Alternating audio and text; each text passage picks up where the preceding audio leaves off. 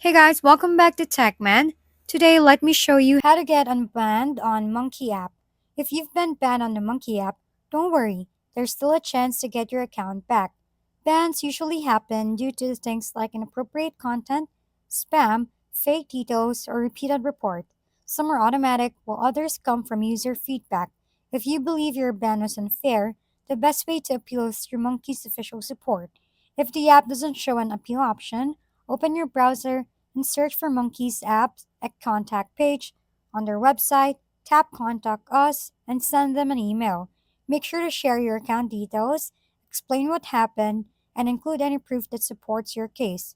If they review your situation and find no real violation, you may be reinstated.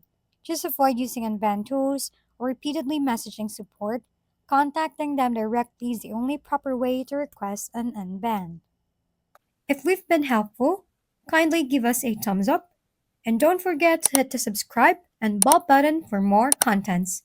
For any questions and suggestions, comment down below.